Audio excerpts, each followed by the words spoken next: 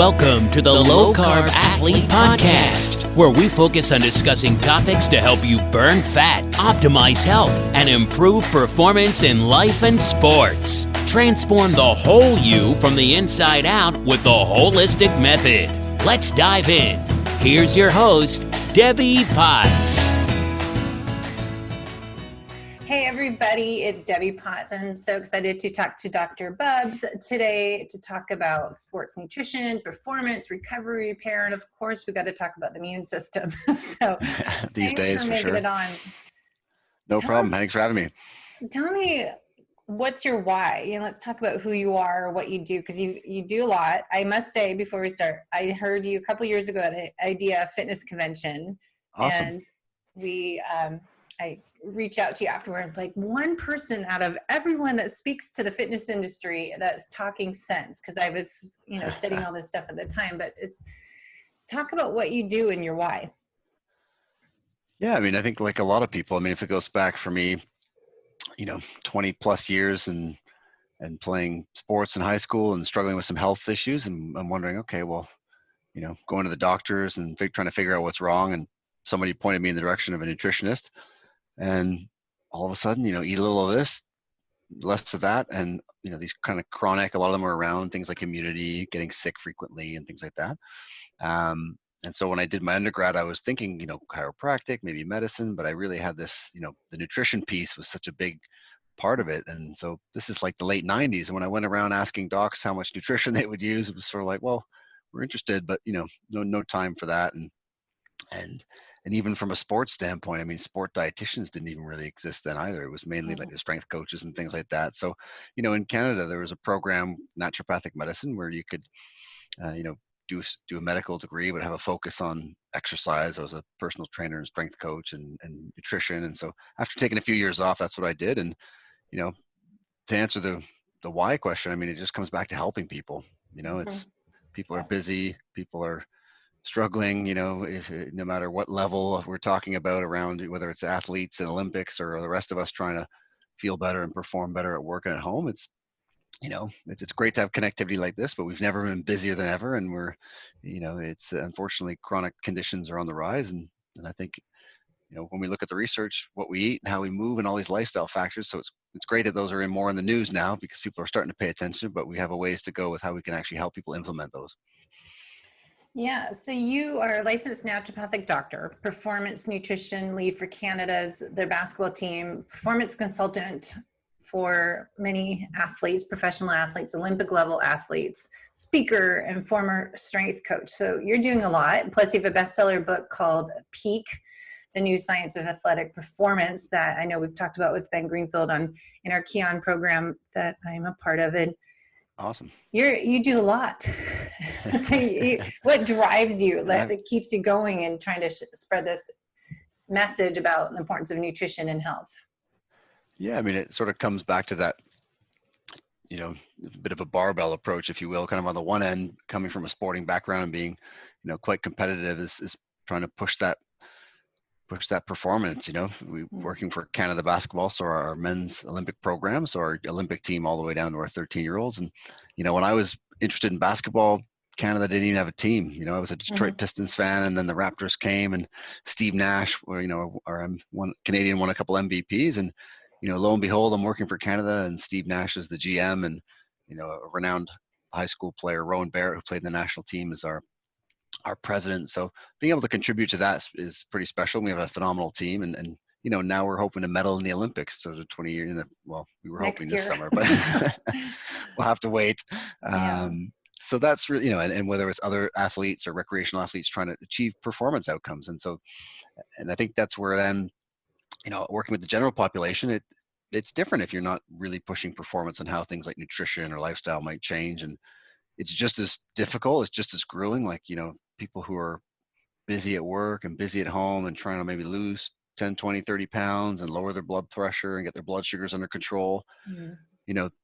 That's difficult too, and it's no less difficult than what the athletes are doing. And I think sometimes people, think that, there's a value judgment around their inability to reverse these things. And then, because life is busy and work is busy and all these things, it's difficult. And I think the nice part is the solutions don't have to be, but so that's where I, working with both groups, there's commonalities between the two, but then there's obviously differences as well.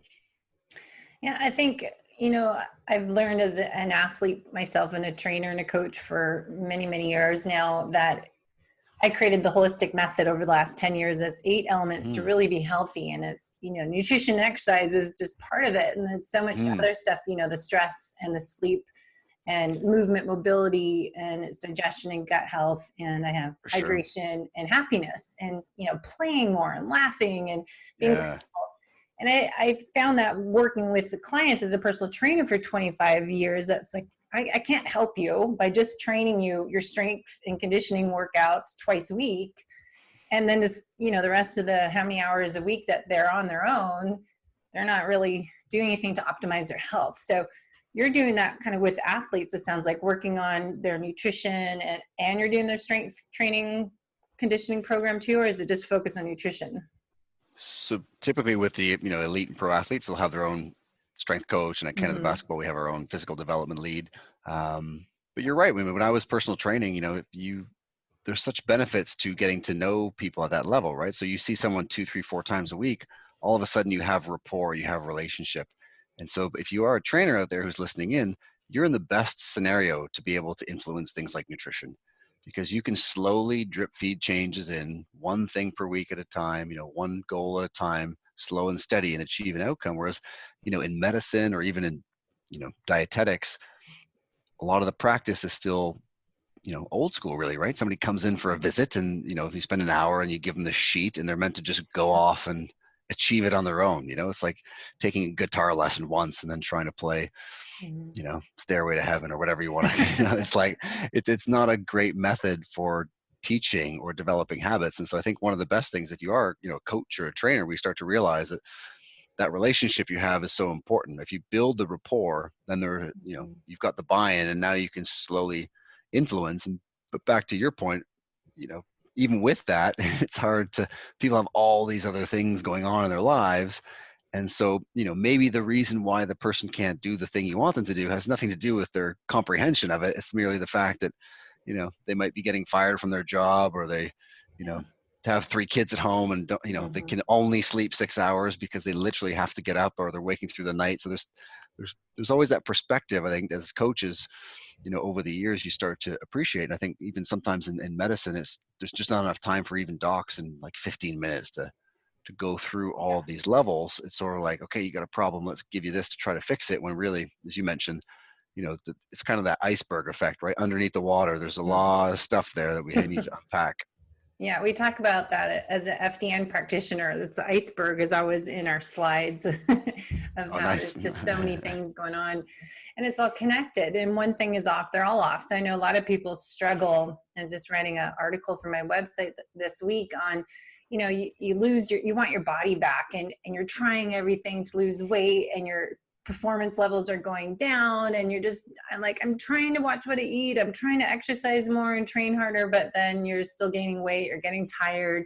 And that's kind of what happened to me in 2013. But it's just how so many people can relate to that it's not just about being healthy, burning fat, improving your performance isn't just about training more and eating differently. And people get confused on what to eat, and there's carnivore, keto carnivore, paleo, and fasting, and this it's way, just that way, this way. And N equals 1, I say all the time, we're all bio individuals. So what's your take on how to improve an athlete, say they're an endurance athlete? We're trying to optimize our health and we want to improve performance. I hope everyone wants to improve longevity and of course we want to burn fat. So what are some of your tips? You probably kind of go into your program, we'll talk about, your new book and everything. So what's your kind of perspective? Yeah, I mean, I think nutrition's great because it just shows how human we all are, right? Like I have clients, one of them's a rocket scientist, another one's a surgeon, another gal's a head at a law firm. So there's these really rational, scientific, thinkers. And then when it comes to diet, it's like, all of a sudden we lose all rationality and we want to win the lottery in 30 days, right? We want to And so I think it's interesting when we have endurance athletes, because from a training standpoint, you give someone a plan and they typically say, all right, I'm bought into the plan. I'm going to follow this for 12 or 16 weeks. And I'm just going to do the workouts the way it says. I'm going to report back. And it's like they've committed to this path. And as much as we want to do that with nutrition, those same individuals with nutrition will start to, veer off that path more and start asking questions and wondering. And I don't mean asking questions in sort of a, it's fine to ask questions, but in a way where they start to question the path, whereas they wouldn't do in their very same training program. So I think the most difficult thing with nutrition is that it does take time. And, the more, for example, your resting metabolic rate burns about 50% of all your calories. If you're overweight or obese, it can be up to 70%. And so if for months or years you've been restricting calories steeply or training intensely or not sleeping enough or stressed out, that resting metabolic rate is just going down and down and down. And so it's almost like you're chasing a circling drain. And this is where, how do we get it back up? Well, we need to sleep more. We need to eat more.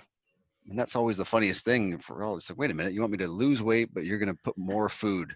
Yeah, we're going to put more food, oftentimes a lot more food. And, the plates, it's always interesting because the amount of food on the plate can be the same, but the amount of calories or carbohydrates and everything else can change just by changing. And obviously, as and a lot of your listeners, but, you can have the same 1 cup of carbohydrates, but if you've got pasta or rice all the way down to sweet potato, all the way down to, let's say, broccoli, you're swinging from, 60 to 10 grams of carbohydrates. And now if you go 2 or 3 cups. And so I think for people, number one is finding a plan or a path and understanding it, but then sort of committing to it and taking your time, right? I always tell clients, all right, you want to be fluent in French? Well, let me know how you do after 30 days, right? It's like, but when it's a language or it's a music, we just know, okay, that's going to take time. 6 months, a year, 2 years. But when it's nutrition, it's like, we want, we see the abs on the Instagram and it's like, wait, I want those now, and people can get that, but it comes at a cost. And the cost is normally after the end of 12 months, they're not only back where they started, but oftentimes in a worse place, right? Mm-hmm. Unfortunately, it's because we're not, learning the habits and the things, ingraining the right habits. We're sort of just diving into an approach. So, and again, that doesn't matter if you're more elite or, in terms of exercise, or if you're someone just trying to lose some weight, the habits have got to be, instilled regardless. I have like 50 thoughts in my head, but because I totally agree. And I just was writing about all this all week in this new little PDF for my website, that it's, healing and rebuilding if you have dysfunction in your body, imbalances that we all probably have at some point, some level, but it takes time. And I wrote my book, Life is Not a Race, 5 years ago. And I just was saying that, we're impatient. We just want, we're type A, triple A personalities.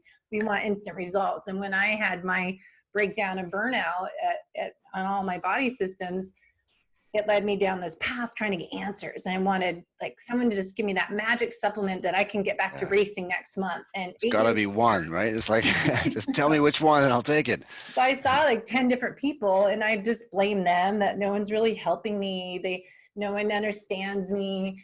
And I realized as I was writing this week that I was expecting results in that 30 days. And now as an FDN practitioner, we start people, it's a 90-day protocol or longer. Like most people don't get all the results in 90 days because they always have to tell them, you probably worked up to this point the last 10 years. So it's going to take time to get yourself back to your optimal level. So for sure. Going back to your other question for you on nutrition, I know a lot of athletes, everyone, is into the biohacking world and performance gains and into fasting, intermittent fasting and keto, low carb and carnivore. And it's interesting figuring out, again, I always say N=1, but, people experimenting we need a template to start with and then tune, their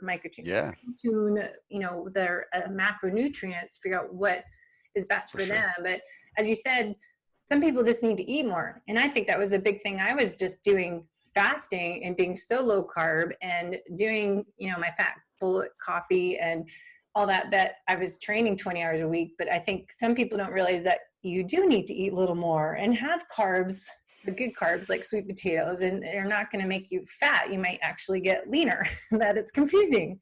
Yeah, I mean, the biggest confusing part is people ask questions wanting to kind of have the answer to a question, Yes. but the answer always changes because we have to ask what the context is, right? And there's a great story that Professor Andy Jones, who was involved in the Breaking 2 with Eliab Kipchoge, as they were getting that ready for Nike and trying to do this sub 2-hour marathon, he was testing all the elite athletes, but he had a few friends, recreational elite runners. These guys and gals were fast. I think one individual in particular came in and got tested before the pros, and he was going, on the treadmill and 12K, 13K, all the way up to 17 kilometers, and then, exhausted, couldn't keep up.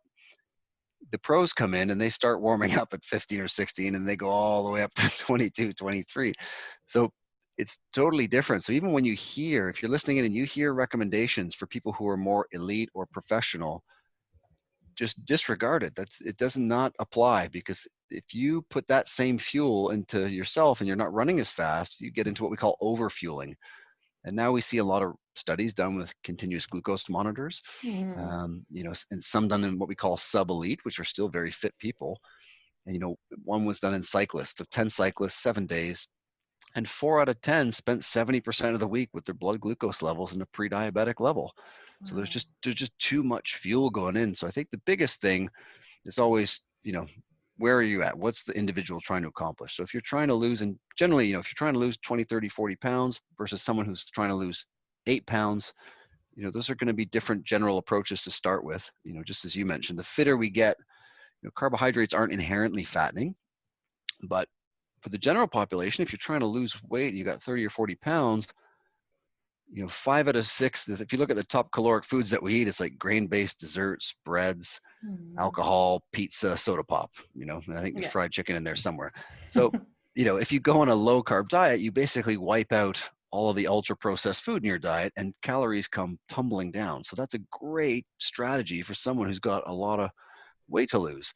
Now, at some point, again, things are going to level off. And this is where, as you mentioned, whole food sources of carbohydrates are tremendous. And so the difficult part is always this idea of how come that person's consuming 80 grams of simple sugars an hour, and if I do 20, my blood sugars are going to be high. And this is where that individuality comes in, and it typically is around the fitness and glucose, how those two things marry up. Yeah. And I think that's the challenges I speak about this a lot on the podcast, that we listen, read, watch social media, blogs, and other podcasts on low carb and keto and carnivore. And they might be bodybuilders, because I have a lot of carnivore friends that are doing, bodybuilders, but no one's looking at if you're an endurance athlete doing training for an Ironman or marathon. It's like, all right, you feel guilty at some point when you get so into this stuff that like, oh, I'm having carbs. Is that going to kill me? We get so one end of the pendulum to the other that then you start to have some type of eating disorder, body image problem because of this, dysmorphia we get from, okay, carbs are bad, but it's not all carbs. You need some good vegetables. And I just did a great hour podcast webinar with Karan from Microbiome Labs on my results on their new lab test called Biome FX. And I've been trying to do more protein, because that's what I hear about and that's what I'm told, and look at your blood type and your metabolic typing. And then I see my lab results. I'm like, oh, okay, now I'm eating too little vegetables. I need to up them all. So it's just, I think point is everyone's need to, experiment. Yeah, I mean, there's certainly fundamentals across, the board that are going to be similar to all of us. And then from there, it's just as you mentioned, we have these individual differences, because, if you're starting from that fitness level and everything else, then there's going to be adjustments in terms of what you can take on board from an energy standpoint. And somebody else is going to be different, especially in terms of that idea of context. That's really interesting. Yeah. But then, it's just most of the stuff out there isn't for endurance athletes, and you're working probably more higher. I mean, basketball is a little different than a marathoner, but, do you find it hard out there? Well, it's an interesting question, because even in the research, they're trying to define, like, what is an athlete? Like, at what point do we define someone as an athlete? Because, I still consider myself an athlete. I haven't played anything for 20 years. So if I'm more of somebody who's working, I got 3 kids at home, when I read these articles or whatnot, we have to then be honest with ourselves and say, okay, where am I on this pendulum? Because if someone's playing in the NBA, they might need 45 calories per kilogram body weight, but somebody who's working all day might only need 30 calories per kilogram per day. So yeah, there's a big swing there, and I think this is where the conversation even around, especially today, around plant versus animal still kind of misses the boat. I think the better conversation is minimally processed versus ultra processed.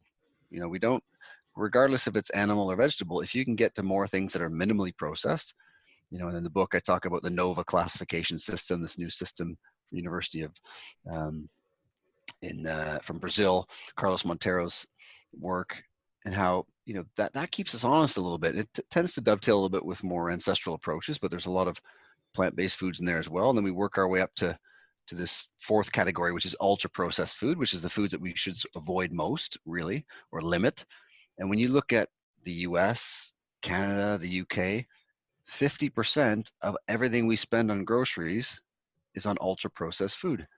And so currently I'm over here in London, and I find it fascinating because if I get on a train in London and go down to Paris, so 2 hours train ride, you get off the train, now all of a sudden it's 14% of household spending is on ultra processed food. You go to Spain, 20%, Italy, 13%. So even when we talk about the Mediterranean diet, if you go around the Mediterranean, the real big common theme is they're not eating processed food. They're eating real food. And that's a great place for a lot of us to start, because inherently it brings down the caloric density and it increases the nutrient density. We tend to get the protein along with that and fiber and everything else. So that's a good place to start from, because I think that's one of the secrets of the quote unquote Mediterranean type dietary pattern. It's real food. Yeah. Eating real food. Yeah, exactly. Like 100 years ago, it would be just like, normal everyday food. Well, that's like, I was telling you before we started that we thought it'd be fun to live in London because you can just go to Paris in 2 hours, or you can go to Mallorca or for the weekend cycling. I mean, you can just go anywhere. So it is so nice when you're in Europe, because there's not fast food restaurants on every corner, and people go to the markets and get the farmers market. The grocery stores are just so different than in the North America side of the world. Yeah, I mean, it's a little bit easier, and you tend to just see more walking around. Like the cities, because they're old cities in Europe, they're built for people to walk around in. And so when you look at things, we talk about weight loss. I mean, that fancy term, non-exercise activity thermogenesis, that term for just all the walking around and moving you do in a day, that's one of the best predictors of maintaining a healthy weight. And when you look at sort of a European style living versus our North American, we spend most of the time sitting in a car, whereas those folks are walking around, taking transit, et cetera, et cetera. So it's amazing how that can be a real big shifter for people, and we could just figure out a way to get more movement. Now, I know people are going to have to drive when you're in North America to certain places, but trying to figure out in your day, hey, wait a minute, where can I fit in, more movement, parking further away, taking walking meetings, going for a walk after dinner, with family or friends or whomever. Those are the kind of things that if they become habits, and all of a sudden you connect them with a bit of community and a bit of talking and laughing, then we get this trickle down effect that benefits all the other things we're trying to shift in one's life.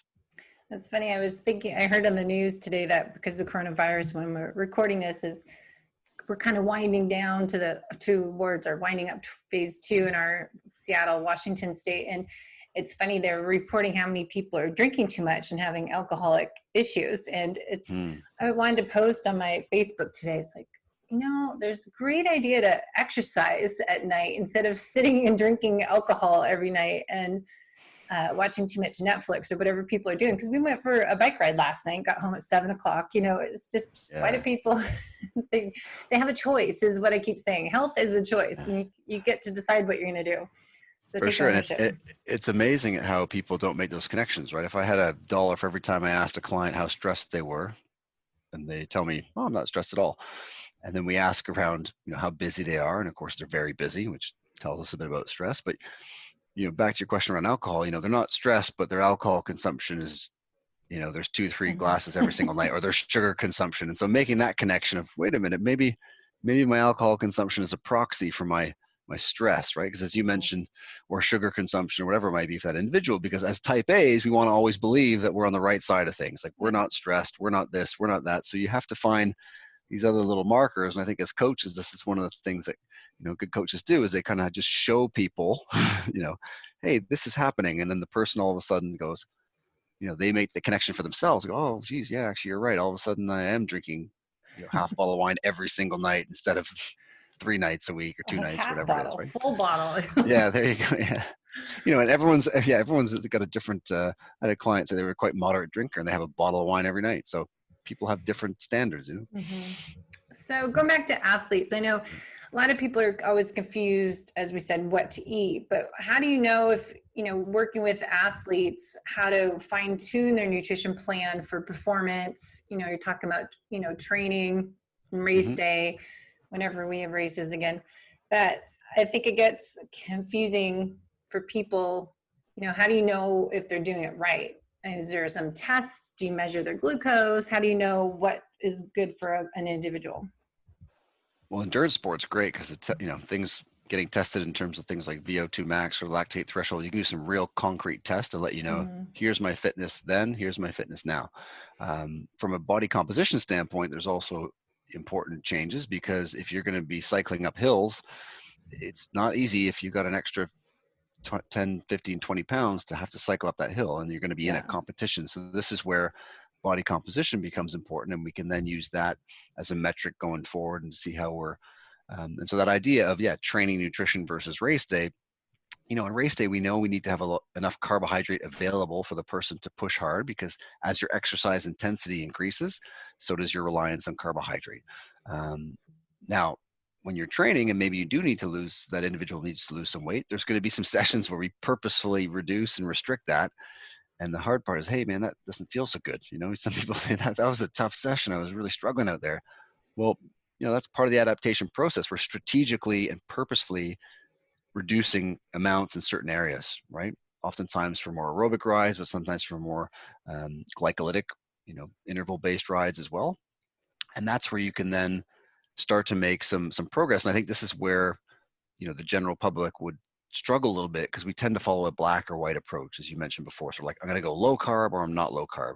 Whereas when you look at, the pros, if we learn a lesson from the pros, and this was a big impetus for my book, was to try to translate what people are doing in the elite levels down, for the rest of us to benefit, is that, they're mixing and matching depending on the day, depending on what they're doing. And the acronym that's often used is, or the saying is, fuel for the work required, right? So if you're going to sit at your desk all day, we think of carbohydrate as a fuel. We probably don't need nearly as much carbohydrate as the day you go out on a Sunday and do 4 or 5 hours on the bike or whatever it might be, or even if you're training for an Ironman. I mean, the amount of miles that we're taking on board. And so, the nice with those fitness metrics, with the body composition metrics, and if you take in lab tests at the outset, and then somebody's subjective well-being, right?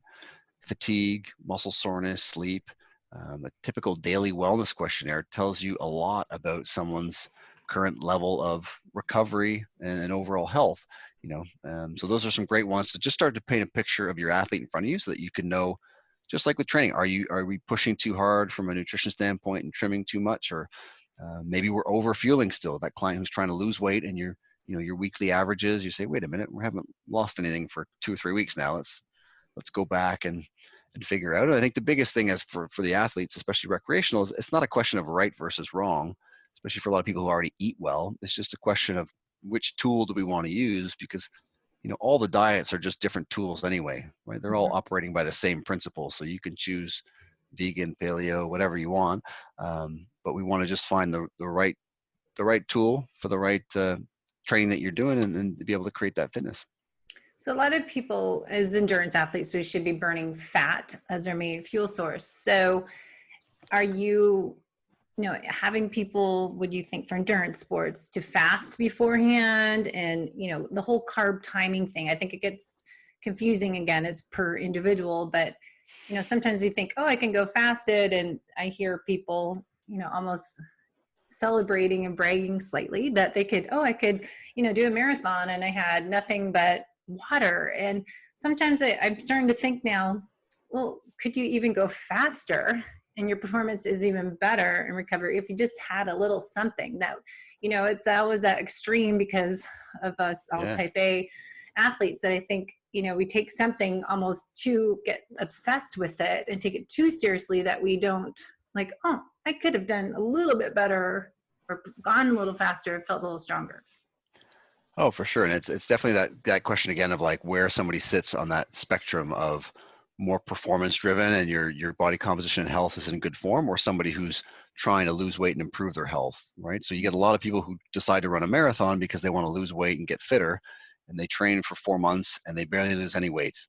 And so if that is, if anybody listening in sounds like a similar scenario, then you've definitely got the wrong fueling pattern, because you're over fueling there. We want to be able to have that person lose a lot more weight along that training strategy. Now, as you mentioned, if people get, maybe somebody did lose 20, 30, 40 pounds of the low carb diet, and now they're at a weight they like and they want to train up for something, and now they're stuck with that same approach for their training because, in their mind, they're a little bit scared because, hey, wait a minute, I cut all those carbs and I lost weight. Now I'm going to be training hard. Surely if I put carbs in, I'll get, I'll add more. And so this is where, again, because the context has changed, then it's okay for the strategy to change. And so for sure, as those bouts of exercise get more and more intense, we're definitely oxidizing carbohydrates. We're burning carbs in those intense sessions. And as you mentioned, yeah, for those aerobic sessions, which typically are going to make up 70, 80% of your sessions, we do want, individuals burning body fat if we can. And so that's where depending on the breakfast that you might choose, and I'm okay with a lot of recreational clients, training fasted, if it makes things kind of easier for them. Again, maybe the more competitive somebody gets, then there's going to be maybe a bit more give and take there. But, and we see even in the research with taking protein on board, a protein shake, and then doing that morning exercise, you get all the benefits effectively as if you were fasted. So for those people who want to kind of hedge their bets and protect some muscle mass because they're getting fitter, a quick 30-gram protein shake or 20 grams if you're a female. It's a nice way to do it. It's kind of easy to do as you're heading out the door. I know early morning sessions, it's kind of tough to be taking in, a big old breakfast before if you're running or something. But yeah, it's really context driven, and where is that person, what they're trying to achieve, and definitely as you get fitter, carbohydrates aren't inherently, causing weight gain. Well, I think we feel like you're not going to continue burning fat, that if you had some carbs, it's going to break your fat burning. And as we get more metabolically efficient, we're more metabolically flexible. So it's just, if you're burning fat, you're training in those fat burning ranges. So you're, maximum aerobic function heart rate, if you're doing your training there, versus if you're doing higher intensity interval training, it's going to, it's okay to have a little something. It won't shift you out of fat burning because we're probably using some carbohydrates in that longer distance.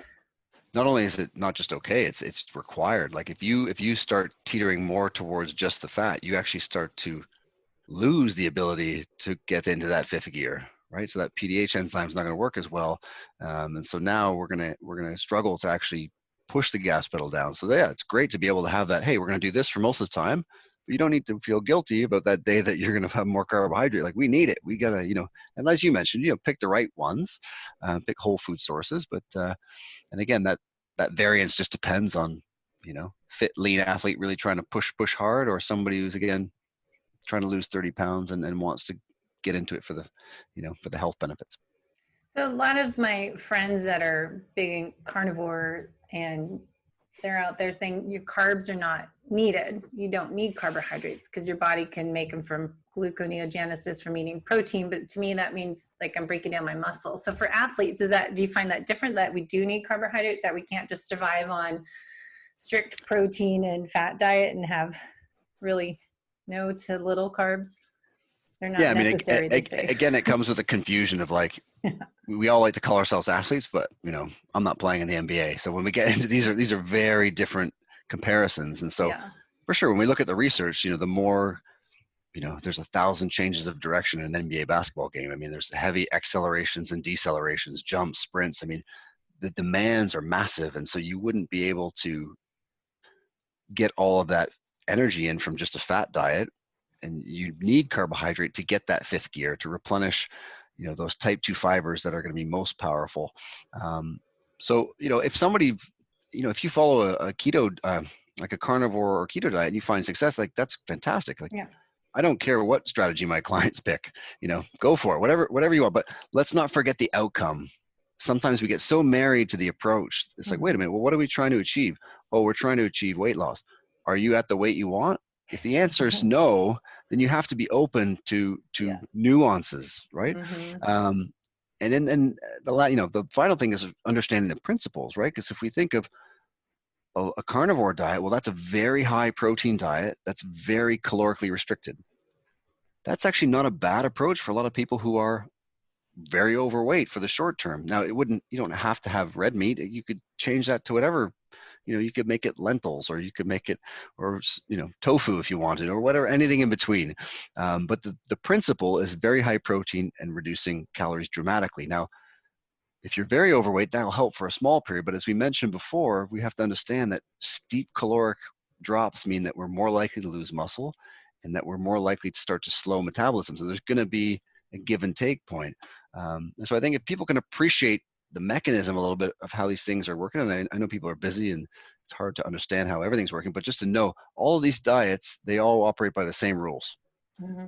And so it's great if people find one that they like, and I don't mind, people, hey, you got friends who are doing it and people on the internet. I mean, hey, that's awesome. But always come back to like, hey, wait a minute. Did I actually achieve the thing I'm trying to achieve? Like, am I as lean as I want, or did I race as fast as I could? Because if you didn't do those things, then you got to go back to the drawing board and ask your coach and figure out, okay, maybe I need this approach, whatever, keto with more carbs on these days, or whatever it might be. Yeah, I think it's a challenge out there because you get people arguing, I know, in my world that, this carbohydrates are not essential. There's essential fatty acids, essential amino acids, but not any essential carbohydrates. But I think it's for athletes, because I, was talking to Dr. Gabrielle Leon does, high protein, and she thinks you should have whatever goal weight has that many grams of carbohydrate or protein and have that. And it's interesting. Then some other people say, you have to have more greens and blah, blah, blah. But anyways, I think it's for just athletes, when you're training, you just have to, like we said in the beginning, fine tune for yourself, but understanding, is it working for you? Like I wasn't losing weight doing this intermittent fasting every day and being so strict on when I could eat and break my fast and not just eating more one meal a day. And then I realized, maybe it's not working for me. Maybe I should eat something like around 11 a.m. and not just try to not eat until 1 o'clock and then experiment with that. So I think you just have to go, like you just said, is my body where I want it to be? Is my performance where I want it to be? What tweaks do I need to make? And maybe if what I'm doing, I'm so like married to it that maybe I should mix it up a little bit. Yeah, because ultimately what's in the research, and oftentimes it's actually quite clear in the research, and what we hear about online are very different things. And so we're trying to just pull a little bit more of the evidence to people because they tend to get a certain message. And it's almost like, being in a dark room looking for something with a flashlight, and you're in the corner and you think, geez, I can see everything. And then someone turns the lights on and all of a sudden you realize you're in a giant room and there's a lot more information out there. So I think this is where, get back to your question, like, what are you trying to achieve? If you're trying to run as fast as you can, then we have to look at, hey, what energy systems do we need? If you're trying to, if you're a race walker, that should be the best diet for a keto diet. But at this point, they don't even win yet. So it's like, wait a minute. Now, that doesn't mean you can't follow a keto diet, and doesn't mean you can't do well on a keto diet. But, it always depends. Like, does your salary depend on you winning the race? And that's what I define as a professional athlete. Like, if you lose, can you not pay your rent? Because then you're going to want to follow the approach that we know wins. If we're doing this for fun and we want to improve our health, then it's okay to have some room for error and to self-experiment more, right? So let's move to, I want to talk about your book. Now, sure. I know it's a big, lots of topics in it. So your focus on it is more kind of driven to the athlete improving performance is your kind of audience, or what's your goal with the book? It's meant for the ultimate goal in the book is sort of what we just talked about, is to say, what are people who are actually working in high performance? Because we often don't hear about them. The people who are working in the NBA, the NFL, or for Tour de France, they don't have 100,000 followers on Facebook or Instagram, right? And so we get a lot of mixed messages. So let's bring some of their information out and distill it down. And so we talk about athlete health, we talk about fueling, whether you're trying to improve your physique, endurance, or team sport. We talk recovery, and then we talk mindset, how important that is. And so yeah, just bringing out the fundamentals, right? What do we need to, because I'm sure you see all the time, where people are trying to achieve something and working hard, and we go back at just the big rocks, right? The fundamentals. We say, you know what, we're missing a few things in there. And sometimes they'll refer to them as, as buckets, because like even if you fill a big bucket half full, if you're aiming for that little bucket, that supplement that's going to help you, well, even if you fill that one all the way up, you don't get a lot of, you get the 5%. But if you fill the big buckets up 50%, you're going to make some big strides. So the fundamentals are such a huge, part of the game, and being an expert in the fundamentals is really what makes people excel in sport, whether you're playing basketball or endurance athlete or overall health. Well, it's funny. A friend of mine asked me yesterday actually to come help her teenage kids. Her son and daughter are both highly competitive basketball players, and okay, they need help with nutrition because they don't listen to mom, and so they want to come help. And my husband said a good tip: if you want to be, what level athlete do you want to be? Do you want to be a top performing athlete, or just want to be? I don't know what he said. It was a good example. It's like, how to write that down. Like, do you want to be this level of athlete, or do you want to be up here? And that's where nutrition comes in. I would think, you can't eat crap and eat a McDonald's every day and expect to be a high performing athlete. You need to work on nutrition to improve your performance and your recovery and repair, and all that's a part of that process. Absolutely. And that's where we, again, we would look at the research and say, okay, basketball players, professional basketball players, when we look at all the research, like how many grams per kilogram of carbs would they typically have? And you're looking at 4.5, 5.5, 6 grams per kilogram. So if a guy weighs 100 kilograms, that's 500 grams of carbohydrates. Yeah. How many calories are they burning? 4,500. I mean, these are some big numbers. And this is where, it's so different from the everyday life that it can be tricky. But again, for every sport, we want to kind of figure that out, whether you're a gymnast or a boxer or an endurance athlete, what are these ranges that we want to shoot for, and then start from there, and then start to personalize off that. Good. And so the book is been out, and what do you feel like, your goal is to help people get more information, and how do they learn more? They read it, they're like, I need some help, what's the next step?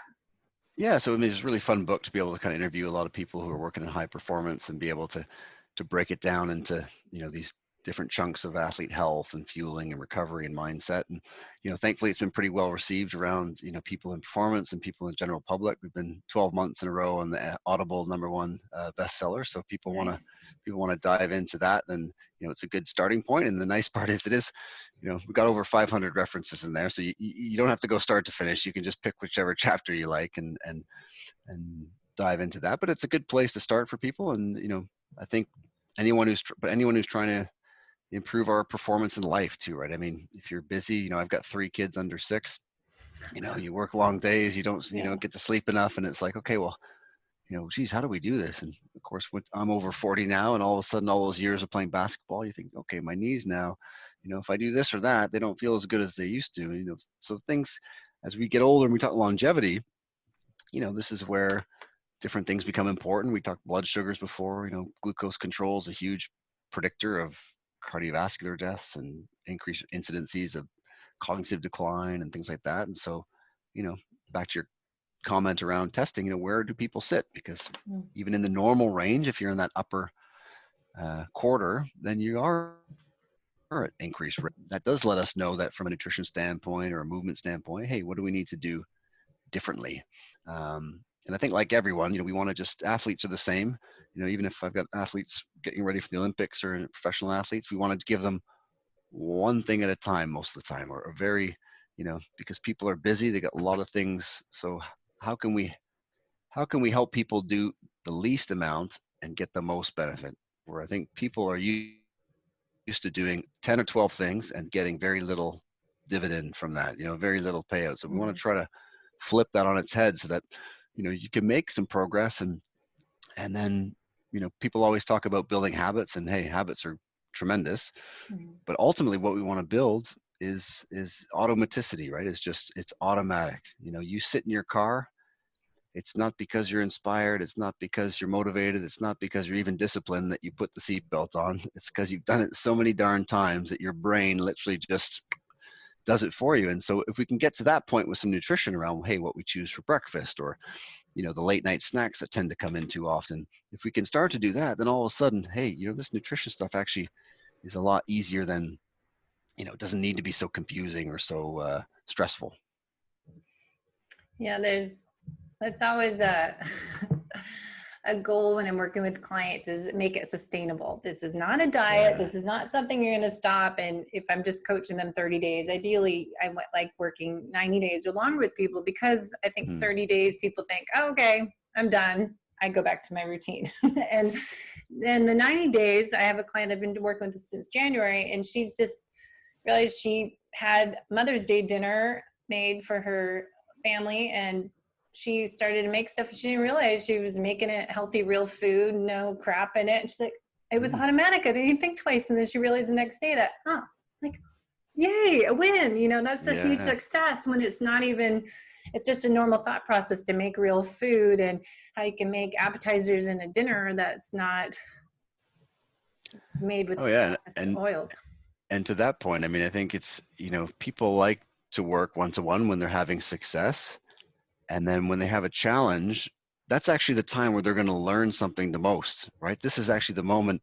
But unless you have at least 3 months with somebody, when somebody does hit a real tough challenge, oftentimes, you know, they won't come back for a visit, or all of a sudden they fall off.